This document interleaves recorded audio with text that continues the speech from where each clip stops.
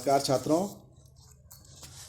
हम पिछले ये लेक्चर में एकाधिकार के अंतर्गत अल्पकालीन में कीमत संतुलन या एकाधिकारी का संतुलन या कीमत निर्धारण के बारे में चर्चा कर रहे थे। इस लेक्चर में हम स्टार्ट करते हैं दीर्घकाल में कीमत या दीर्घकालीन संतुलन निर्धारण। दीर्घकाल में एकाधिकारी वही संतुलन प्राप्त करेगा जहां उसकी दीर्घकालीन सीमांत लागत दीर्घकालीन सीमांत आय के बराबर होगी। दीर्घकाल में समय लंबा होने के कारण एकाधिकारी सब लागतों को बदल सकता है और मांग बढ़ने पर पूर्ति मांग के अनुसार समायोजित की जा सकती है। अल्पकाल में एकाधिकारी कीमत औसत लागत से अधिक, बराबर व कम हो सकती हैं अल्पकाल में, किंतु दीर्घकाल में कीमत दीर्घकालीन औसत लागत से अधिक होंगी। यदि कीमत औसत लागत से कम होंगी तो एकाधिकारी हानि उठाने के स्थान पर उत्पादन बंद कर देगा। दीर्घकाल में एकाधिकारी असामान्य लाभ प्राप्त करता है। एकाधिकारी फर्म दीर्घकाल में पूर्ण प्रतियोगिता की भांति केवल सामान्य लाभ ही प्राप्त नहीं करेगी, बल्कि दीर्घकाल में वह इस दशा में होगी कि असामान्य लाभ प्राप्त कर सके। अतएव दीर्घकाल में एकाधिकारी कीमत वही निर्धारित करेगा जहां उसे असामान्य लाभ प्राप्त होंगे। कहने का तात्पर्य है असामान्य लाभ वहाँ होगा जहाँ औसत लागत दीर्घकालीन औसत लागत से अधिक हो। एकाधिकारी के दीर्घकालीन संतुलन की स्थिति को हम इस चित्र के द्वारा स्पष्ट कर सकते हैं। रेखा चित्र से ज्ञात होता है कि एकाधिकारी बिंदु ई पर संतुलन में होगा। बिंदु ई पर MR = LMC है। वह वस्तु की वह मात्रा का उत्पादन करेगा। यह उत्पादन की संतुलन मात्रा होगी। इस मात्रा पर कीमत ON = AM होगी तथा दीर्घकालीन औसत लागत BM होगी। कीमत AM से दीर्घकालीन औसत लागत BM से अधिक होगी, अर्थात AR > AC होने के कारण एकाधिकारी को असामान्य लाभ प्राप्त होंगे। अतः एकाधिकारी को AM - MB अर्थात AB प्रति इकाई असामान्य लाभ प्राप्त होंगे। एकाधिकारी को कुल AB PN असामान्य लाभ मिलेंगे। एकाधिकारी संतुलन तथा लागत के नियम।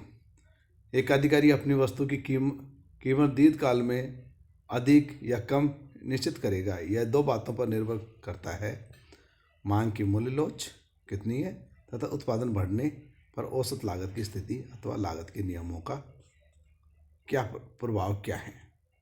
अब बात आती है मांग की लोच।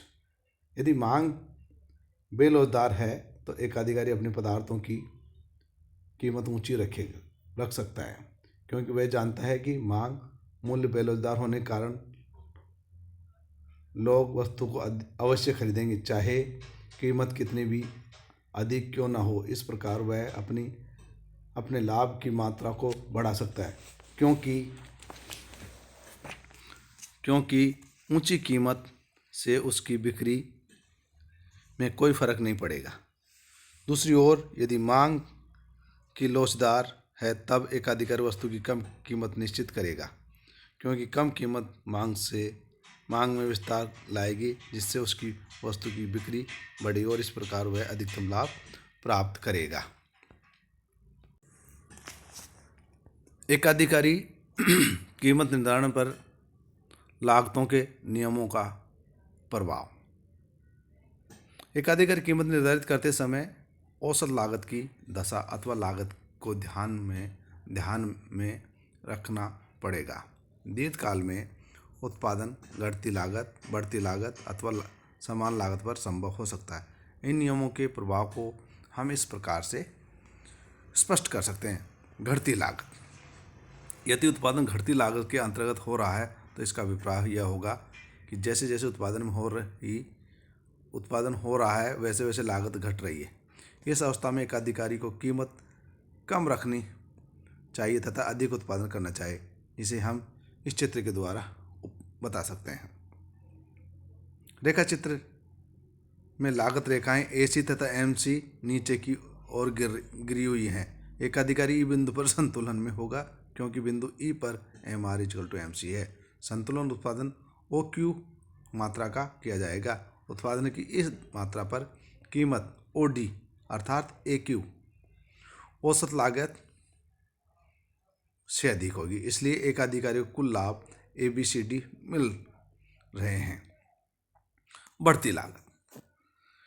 यदि उत्पादन बढ़ती लागतों के अधीन हो रहा है अर्थात जैसे जैसे उत्पादन बढ़ता है उत्पादन लागत भी बढ़ती जाती है, इस अवस्था में एक अधिकारी के लिए यह उचित होगा कि वह उत्पादन कम मात्रा में करे तथा पदार्थ की कीमत ऊंची निश्चित करे।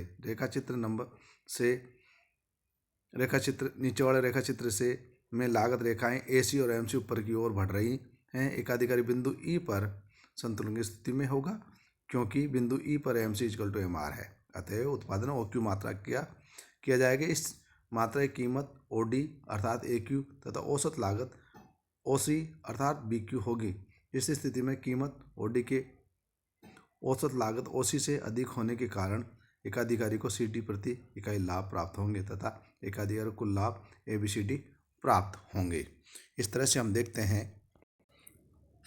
देखते हैं कि यह स्थिति बढ़ती लागत है। अब तीसरी स्थिति आती है समान लागत की। इस अवस्था में चाहे उत्पादन अधिक किया जाए या कम, उत्पादन लागत समान रहेगी। रेखा चित्र 10 से AC = MC समान लागत वक्र है।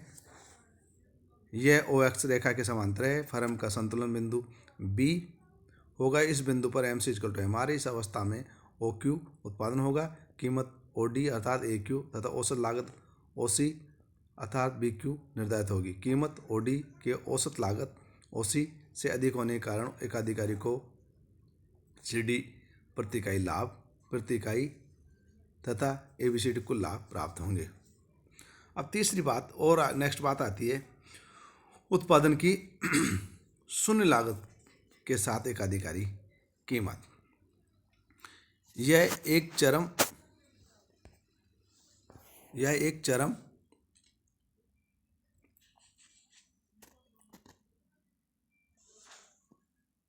स्थिति है जिसमें एक अधिकारी को वस्तु के उत्पादन के लिए कोई लागत नहीं देनी पड़ती।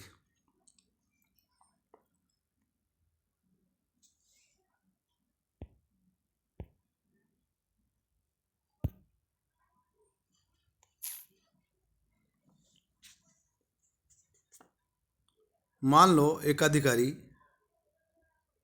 के पास एक खान है, उसमें खोदते समय प्रकृति की ओर से खनिज जल का एक फव्वारा फूट पड़ता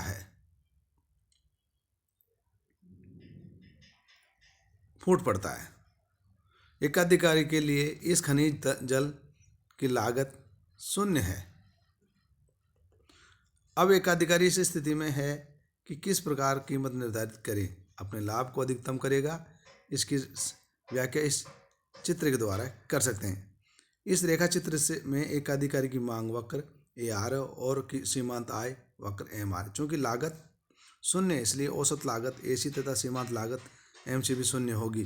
संतुलन बिंदु Q है जिस पर सीमांत लागत जो X अक्ष पर 0 है सीमांत आय के बराबर है। एक अधिकारी फर्म खनिज जल की OQ मात्रा NQ प्रति इकाई कीमत पर बेचेगी। फर्म को NQ प्रति इकाई के बराबर लाभ प्राप्त होंगे और उसके कुल लाभ का क्षेत्र OPNQ होगा। इस तरह से हम देख रहे हैं कि एक अधिकारी को जो दीर्घकाल में संतुलन की स्थिति हुई वो लागत के अंतर्गत किस तरह से प्राप्त हो रही है। हमने 2 स्थितियों के अंतर्गत एक अधिकारी की बात की थी, मांग की मूल्य लोच कितनी है और उत्पादन बढ़ने पर औसत लागत की स्थिति अथवा लागत के नियमों के अंतर्गत एक अधिकारी के संतुलन की स्थिति का अध्ययन किया था और हमने पाया कि एक अधिकारी की विभिन्न स्थितियां हमें देखने को मिलती हैं। अब इसके बाद हम चर्चा करेंगे एकाधिकारी शक्ति का माप अथवा एकाधिकारी शक्ति की श्रेणियाँ। ठीक है, अब इस लेक्चर को तो यहीं रोकते हैं। Okay, thank you.